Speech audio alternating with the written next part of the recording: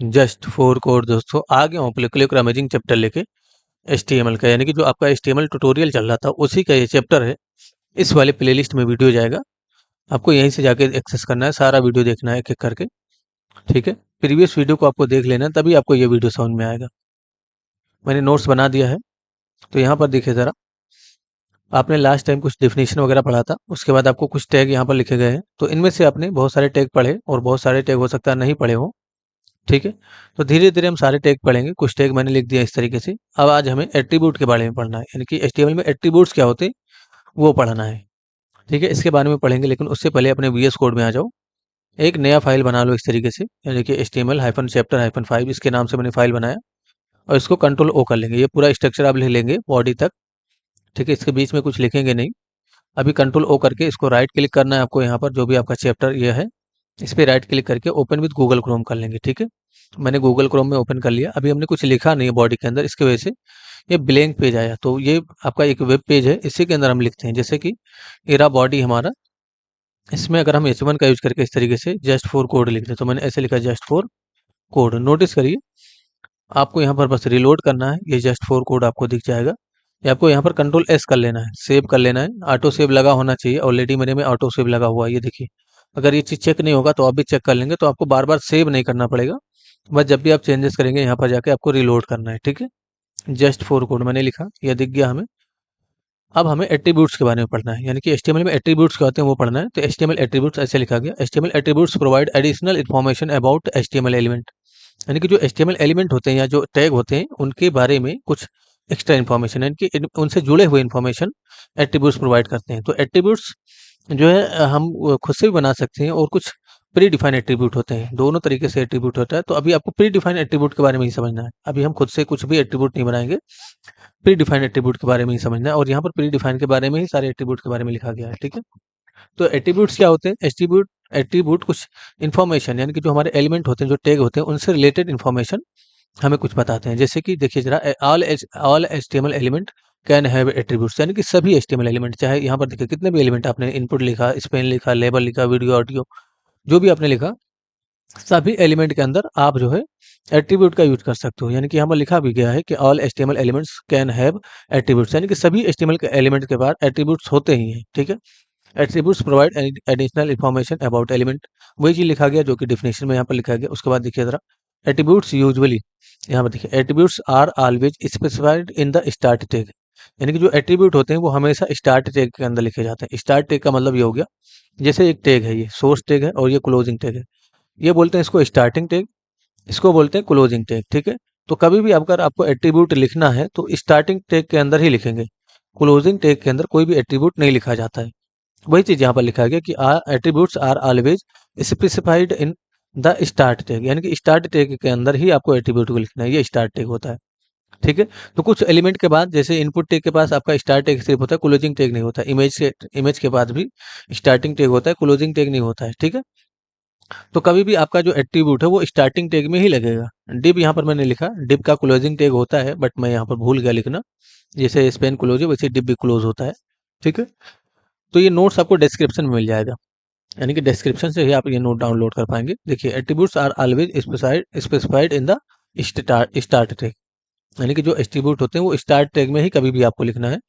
Attributes usually comes in names और values pair, यानी कि उनका कुछ नाम होता है और उसका कुछ वैल्यू होता है। ठीक है, यानी कि उसके लिए कुछ नाम आप डिफाइन करते हैं। अभी आप धीरे धीरे समझेंगे उस चीज को, और वैल्यू उनके लिए लिखना जरूरी है।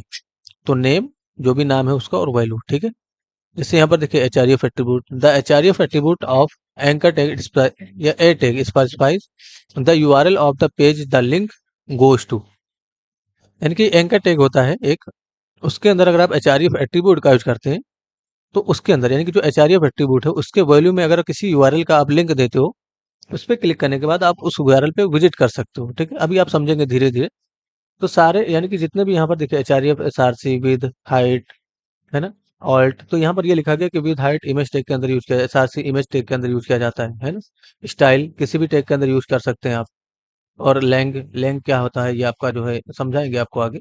ये HTML टैग के अंदर यूज किया जाता है कि आप किस लैंग्वेज में आप कोड करें, यानी कि जो वेब पेज है वो किस लैंग्वेज में है। जनरली इंग्लिश लैंग्वेज में ही हम काम करते हैं, तो लैंग का वैल्यू हमेशा ENG बनाते हैं, इंग्लिश। ठीक है, टाइटल, क्या होता है, सारी चीज़ें आप धीरे-धीरे समझेंगे। हम यहाँ से समझना शुरू करेंगे एचआरईएफ से। वीएस कोड में आ जाइए, जैसे हमने ये लिखा जस्ट फॉर कोड, ठीक है? तो आपने इन पे प्रैक्टिस कर रखा है। यहाँ पर जस्ट फॉर कोड दिखा आपको इस तरीके से, ये देखिए है ना, थोड़ा ज़ूम कर देता हूँ मैं, इस से दिखा। चलिए एंकर टैग आप बनाइए ज़रा। तो एंकर टैग बनाने के लिए आपको ए टैग लिखना है इस तरीके से। ये ऐप का एंकर टैग है और ये एचआरईएफ एट्रीब्यूट है, ठीक है? कैसे लिखेंगे? ये देखिए, आपको ऐसे लिखना है ए, उसके बाद आपको ऐसे क्लोज़ कर देना है।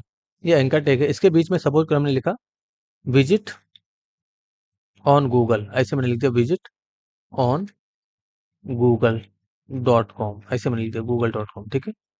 तो ये आपको यहाँ पर दिखेगा, देखिए visit on Google dot com, ये ऐसे दिखा।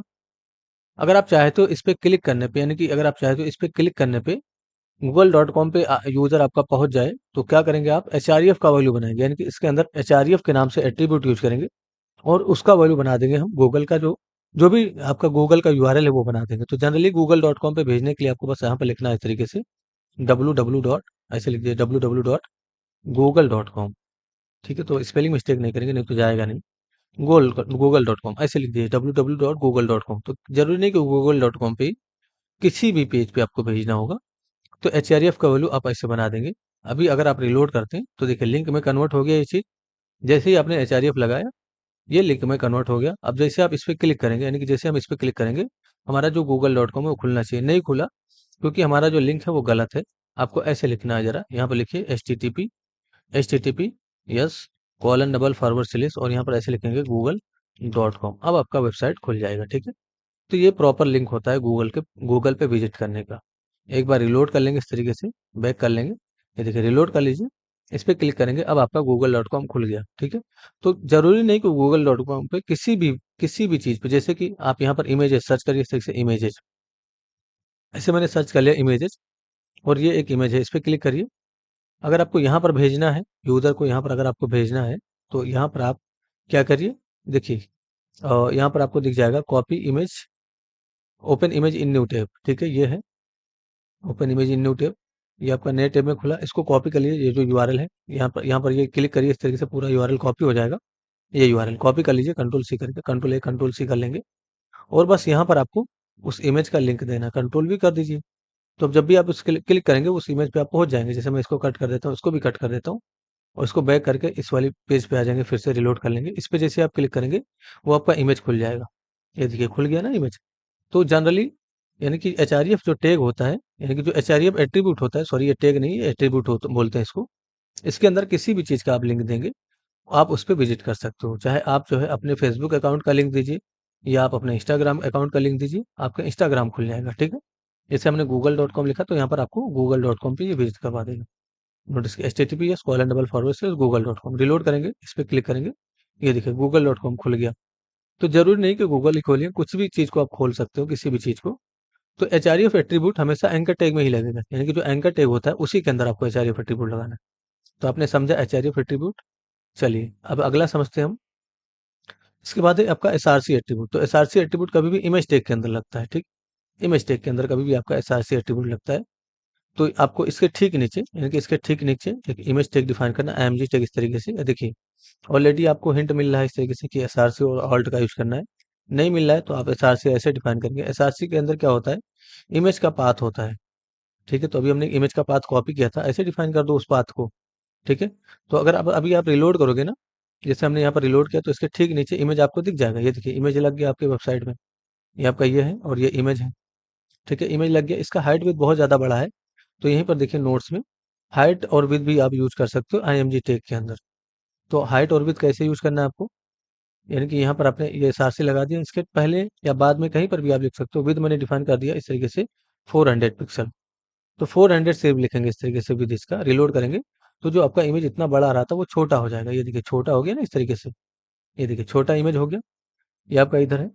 तो अभी हम इसको मतलब बाद में डिजाइन करेंगे, फिलहाल आपको एसआरसी एट्रीब्यूट समझना है, ये हमने समझा। अगर आपको दोनों को ब्रेक करके दिखाना है, जैसे ये एक दूसरे के बगल में दिख रहा है, नहीं चाहते हो, तो बस आप बी आर टेक का यूज कर लो इस तरीके से 2 बार, तो ये ब्रेक हो जाएगा, नीचे आ जाएगा वो, और जो आपका गूगल डॉट कॉम है ऊपर चला जाएगा। ये देखिए ना इस तरीके से, परफेक्ट।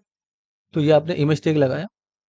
तो ज़रूरी नहीं कि आप जो है कोई ऑनलाइन यूआरएल का यूज़ करो। अगर आपके डेस्कटॉप पे इमेज है, जैसे हमारा जो फाइल है, ये है हमारा फाइल, और यहीं पर कोई इमेज है, जैसे मेरे पास इमेज मैं निकाल लेता हूँ यहाँ से, ये मेरे पास एक इमेज है मेन हाइफन वन, कॉपी कर लेता हूँ और जहाँ पर फाइल है वहीं पर मैं इस इमेज को भी रख देता हूँ। देखिए मेन हाइफन वन, ये फाइल है हमारा और ये हमारा मेन हाइफन वन है।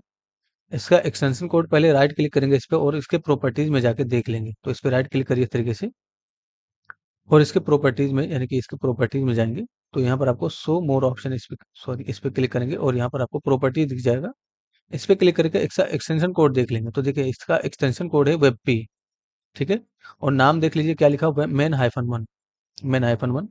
तो अगर आपको अपने कोई कस्टम इमेज आपके पास जो डेस्कटॉप पे पड़ा हुआ है या कहीं पर भी पड़ा हुआ है उसका नाम यहाँ पर दे देंगे। तो वेब सॉरी क्या लिखा हुआ था, मेन हाइफन वन, तो main hyphen one dot web P extension code के साथ।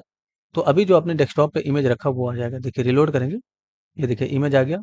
हाइट और विड्थ ज़्यादा है तो हाइट अपने आपको डिसाइड करना है। तो हाइट भी आप यहाँ पर दे सकते हो, जैसे हमने हाइट कर दिया 200 पिक्सल 200, तो हाइट आपका छोटा हो जाएगा। ये देखिए रिलोड करेंगे तो ये थोड़ा छोटा हो गया। विड्थ अगर ज़्यादा है तो विड्थ भी आप 200 कर दीजिए इस तरीके से, ठीक है। तो विड्थ भी कम हो जाएगा, ये देखिए। तो अभी आपने एसआरसी एट्रीब्यूट समझा। तो एसआरसी के अंदर जहाँ पर आपका फाइल है, अगर आप नाम दे रहे हो इस तरीके से, तो जहाँ पर आपका फाइल है वहीं पर इमेज रखेंगे। जैसे हमारा जो फाइल था वो यहीं पर है और यहीं पर हमारा इमेज भी है, तभी उसका नाम करें काम करेगा। और एक्सटेंशन कोड जरूर दे देंगे। अगर आप वीएस कोड में काम कर रहे हो तो आपको हिंट जरूर मिलेगा। जैसे वहीं पर अगर फाइल है और वहीं पर इमेज भी है तो जैसे आप उसका नाम लिखेंगे देखिए ऐसे आपको हिंट मिल जाएगा, इंटर कर देंगे तो आपको वो दिख जाएगा। आपने विद एट्रीब्यूट समझा, विद से और हाइट से आप उसका हाइट और विद कंट्रोल कर सकते हो। एक और एट्रीब्यूट होता है इमेज टैग के अंदर, ऑल्ट एट्रीब्यूट, यानी कि एक और ऑल्ट एट्रीब्यूट होता है। ऑल्ट एट्रीब्यूट क्या होता है वो समझिए जरा। जैसे कि सपोज करो ये जो फोटो इसमें कुछ नाम गलत है और ये नहीं आ रहा है तो यहाँ पर ये ऐसे दिखेगा, यानी कि ये फोटो आया इस तरीके से, हाइट विद आया। ऑल्ट एट्रीब्यूट में हम डिफाइन कर सकते हैं कि नॉट फाउंड, यानी कि कुछ भी आप यहाँ पर लिख सकते हो, कोई मैसेज दे सकते हो। अगर जैसे ये पाथ गलत है, यानी कि जो एसआरसी में आपने पाथ दिया अगर ये गलत है तो आपका नॉट फाउंड दिख जाएगा। देखिए जरा रिलोड करेंगे इस तरीके से तो यहाँ पर आपको नॉट फाउंड दिखा, ठीक है। यानी कि आपको क्या दिखा, नॉट फाउंड दिखा।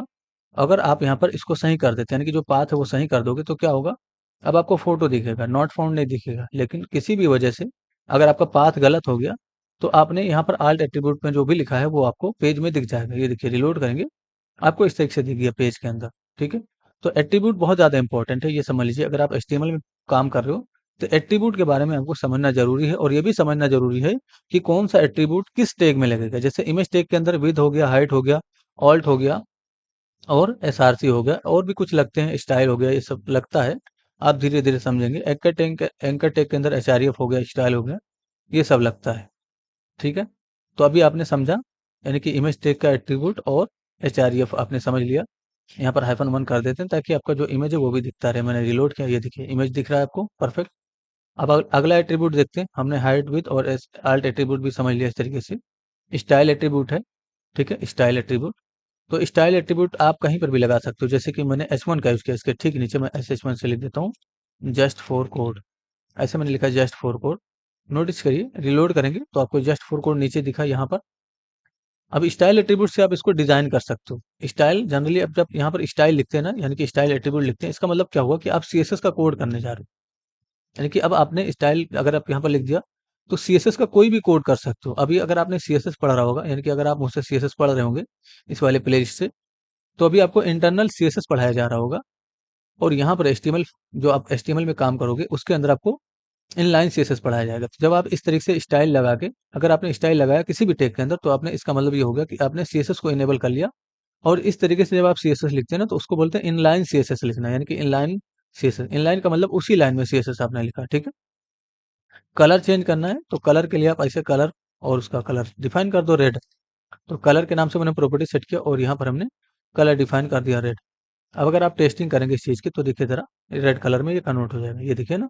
अच्छा, जैसे यहाँ पर लिखा हुआ था नोट्स में, एक और चीज़ ध्यान दीजिए ज़रा। नोट्स में क्या लिखा होता है यहाँ पर कि all all attributes usually comes in names values pairs like name और वैल्यू, यानी कि नेम होगा उसका कुछ ना कुछ और वैल्यू होगा। तो वही हमने किया। जैसे विद हो गया, विद एक नेम है और ये उसका एक वैल्यू है। हाइट एक नेम है, इसका वैल्यू है। ऑल्ट एक नेम है, ये इसका वैल्यू है। और एचआरएफ एक नेम है, ये इसका वैल्यू है, ठीक है। इस तरीके से अभी आपने स्टाइल टैग समझा। स्टाइल के अंदर बहुत सारी चीजें होती हैं। जैसे अगर आपने फ़ॉन्ट साइज बढ़ाना है तो ऐसे फ़ॉन्ट साइज लिखिए। और उसका फ़ॉन्ट साइज जैसे हमने डिफाइन कर दिया 100 पिक्सल, तो अब उसका फ़ॉन्ट साइज यानी कि बड़ा हो जाएगा। और अगला अगला वैल्यू वैल्यू लिखने के लिए स्टाइल के अंदर इसको टर्मिनेट करना जरूरी है। यहाँ पर आपको सेमी कॉलन लगाना ज़रूरी है। देखिए ज़रा यहाँ पर अगर आप रिलोड करते हैं तो इसका फ़ॉन्ट साइज़ बहुत ज़्यादा बड़ा हो जाएगा, ये देखिए ना? तो स्टाइल अपने समझ लिया, धीरे-धीरे ही आप काम करिए तो ज़्यादा बेटर होगा, यानी कि धीरे-धीरे ही आप आपको समझ में आएगा एचटीएमएल, ठीक है? तो अभी हमने रिलोड किया इस तरीके से, कुछ मिस्टेक हो गया होगा इसकी वजह से, ये देखिए ना? गलत हो गया, एक कॉलन हट गया था। इस तरीके से डिफाइन करिए, रिलोड करेंगे इस चीज़ को, नोटिस करिए, है ना? जस्ट फॉर कोड इस तरीके से दिखा। चलिए अगले एट्रीब्यूट की बात कर लेते हैं। तो अभी आपने स्टाइल समझ लिया, लैंग्वेज एट्रीब्यूट। लैंग्वेज एट्रीब्यूट आपका एचटीएमएल टैग के अंदर लगता है। एचटीएमएल टैग आपने यहाँ पर डिफाइन कर रखा है, यहीं पर आपका लैंग्वेज लगता है, ठीक है? तो लैंग एट्रीब्यूट ऐसे डिफाइन करेंगे और इसका वैल्यू होता है EN, ठीक है? ENG इंग्लिश होता है, ठीक है? तो ऐसे डिफाइन कर दीजिए, या अभी आप इसको मत डिफाइन करिए, हम आपको फ्यूचर में बताएँगे यहाँ पर क्या लिखना है, कैसे लिखना है। तो कभी भी लैंग्वेज एट्रीब्यूट यहीं पर लगता है एचटीएमएल टैग के अंदर। चलिए अगला एट्रीब्यूट है यहाँ पर टाइटल। टाइटल एक एट्रीब्यूट है, जैसे कि आप बताना चाहते हो, जैसे कि यहाँ पर जैसे होवर करने पे टूल टिप की तरह आएगा ये, अभी आपको समझ में आ जाएगा। जैसे कि ये एंकर टैग है, इसी के अंदर अगर आप टाइटल का यूज़ करना चाहें तो ऐसे लिखेंगे टाइटल और यहाँ पर लिख देंगे यहाँ पर मैंने लिखा विजिट, ऐसे मैंने लिख दिया विजिट ऑन गूगल। तो कई सारी जगह पे आइकन होते हैं, यानी कि कई सारी जगह पे आइकन होता है, आइकन का भी यूज़ करना आप सीखेंगे इसी के अंदर।